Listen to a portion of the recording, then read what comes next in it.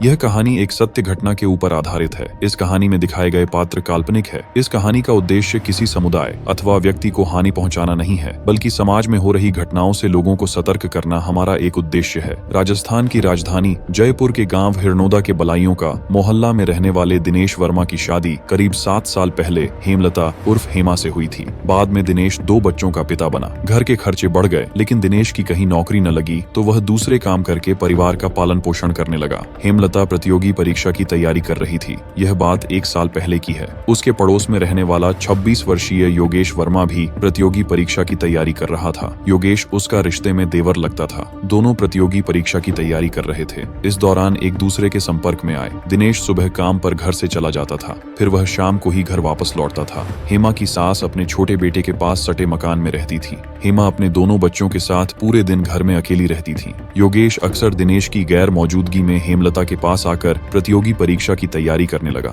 दोनों सवाल जवाब करते और पढ़ाई करते। थोड़े दिनों तक साथ रहते रहते दोनों प्रतियोगी परीक्षा की तैयारी के साथ प्रेम परीक्षा की तैयारी में लग गए। योगेश वर्मा जब भी हेमलता के घर आता, वह हेमा को ही ताकता रहता था। एक दिन हेमा ने कहा, योगेश, तुम ऐसे घूर घूर कर क्या देखते हो? मैं कोई 8वां अजूबा हूँ? यह सुनकर योगेश बोला, अरे भाभी, आप इतनी खूबसूरत हैं, मगर देखो कहाँ ऐसा आदमी आपके पल्ले पड़ा है जो दिन में काम और रात में शराब पीकर अपने आप में ही मस्त रहता है। उसे आपकी थोड़ी भी परवाह नहीं है। हेमा ने उदास स्वर में योगेश से कहा, यह किस्मत का खेल है योगेश, इसमें किसी का दोष नहीं है। इस पर योगेश बोला, किस्मत बनाना और बिगाड़ना खुद के हाथ में होता है। आप चाहो भाभी तो आपकी और मेरी किस्मत संवर सकती है। हेमलता बोली, वो भला कैसे? योगेश चौंकते हुए बोला, भाभी, मैं आपसे प्यार करता हूँ, मुझे आप बहुत अच्छी लगती हैं। जब मैं आता हूँ तो रूप की रानी को ही देखता रहता हूँ। हेमा कहती है, अच्छा तो ये बात है, ऐसे में ये सब सोचना पाप है। योगेश ने उसी वक्त एक और तीर चलाया, आपको देखकर लगता नहीं कि आप 2 बच्चों की माँ हैं? तो हेमा मुस्कुरा पड़ी। तभी योगेश ने कहा, भाभी, आई लव यू। कहने के साथ योगेश ने हेमा को बाहों में भर लिया। हेमा ने दिखावे के लिए नानुकूर की, मगर उसका मन भी योगेश की बाहों में झूलने का था। उस दिन मौका मिलने पर दोनों अपनी मर्यादाएं लांघ कर एक दूसरे में समा गए। एक बार अवैध संबंध कायम हुए तो यह खेल हर रोज खेला जाने लगा। बेचारा दिनेश दिन भर काम में खपता और उसकी पत्नी गैर मर्द की बाहों में झूलती। काफी समय तक दोनों के अवैध संबंधों की भनक किसी को नहीं लगी, लेकिन जब दोनों ने सावधानी बरतनी छोड़ी तो उनके अवैध संबंधों की चर्चा घर के बाहर होने लगी। एक रोज जब हेमा और योगेश आपत्तिजनक स्थिति में थे तो हेमा की सास ने उन्हें देख लिया।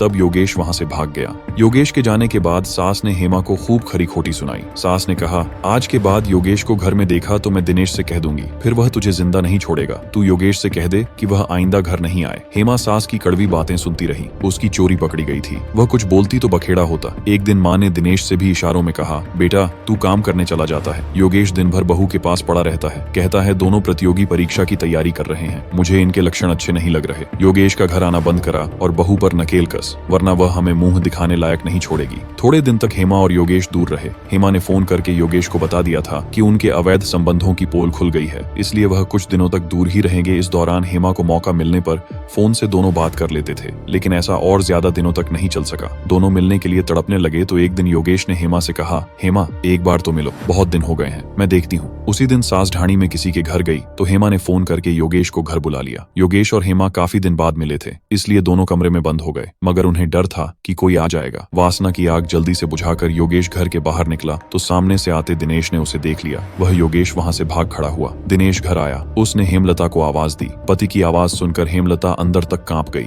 उसे यह भान हो गया था कि दिनेश ने योगेश को घर से निकलते देख लिया है। वह थर थर कांपती हाजिर हुई। तब दिनेश बोला, जब हमने मना किया है तो योगेश घर किस लिए आया था? वह एक सवाल पूछने आया था। हेमा झूठ बोली। दिनेश ने हेमा के गाल पर तड़ाक से एक थप्पड़ रसीद करते हुए कहा, तुझे मना किया है कि उस कमीने से कभी बात नहीं करना, फिर भी वह सवाल पूछने के बहाने से आया था। आज आखिरी बार कह रहा हूँ कि सुधर जा, नहीं तो। दांत पीसकर दिनेश बोला तो हेमा डर गई। वह बोली, दोबारा कभी गलती नहीं होगी, आज माफ कर दो। दिनेश ने कहा, ठीक है। ये बात 1 माह पहले की है। हेमा ने अगले दिन मौका मिलने पर योगेश को फोन करके सारी बात बता दी। हेमा ने कहा, योगेश, अगर तुम मुझे प्यार करते हो तो दिनेश को रास्ते से हटाना होगा या फिर मुझे भूलना होगा। 4 मार्च 2021 की शाम को दिनेश वर्मा शराब पीकर नशे की हालत में रात को खाना खाकर कमरे में जाकर बिस्तर पर सो गया। हेमा ने फोन करके योगेश को बता दिया कि दिनेश शराब पीकर सोया है, आज रात उसका काम तमाम करना है। आधी रात के करीब 1 बजे योगेश छिपता हुआ दिनेश के घर आया। हेमा ने कमरे का दरवाजा खोला। दिनेश नशे में सो रहा था। योगेश ने हेमा से चाकू लिया और दबे पांव चलकर दिनेश के बेड के पास पहुंच गया। एक पल की देर की बगैर योगेश सोते हुए दिनेश की छाती पर चढ़ बैठा। दिनेश के दोनों हाथ योगेश ने अपने पैरों से दबा दिए। हेमलता अपने पति के पैरों पर चढ़कर बैठ गई। दिनेश नींद से जागता उससे पहले ही योगेश ने तेज धार चाकू से उसका गला रेत दिया। दिनेश नींद में थोड़ा छटपटाया और मौत की नींद सो गया। फिर हेमा ने छोटा चाकू दिनेश के बहते खून में डुबोया और वहीं रख दिया। योगेश गला रेतने वाला चाकू लेकर हेमा से यह कहकर गया कि थोड़ी देर बाद जोर जोर से रोकर बताना कि दिनेश ने खुदकुशी कर ली है। इसके बाद रात करीब 2:30 बजे हेमा ने रोना शुरू किया तो सास, चाचा, ससुर एवं पड़ोस के लोग आए। इसके बाद हेमा ने सभी को नियोजित कहानी बताई। पुलिस को संदेह हुआ तो उन दोनों से पूछताछ की और दोनों ने हत्या का राज खोल दिया। योगेश की निशानदेही पर पुलिस ने हत्या में प्रयुक्त चाकू भी बरामद कर लिया। पूछताछ पूरी होने पर हेमा और योगेश को पुलिस ने कोर्ट में पेश किया, जहां से दोनों को जेल भेज दिया गया।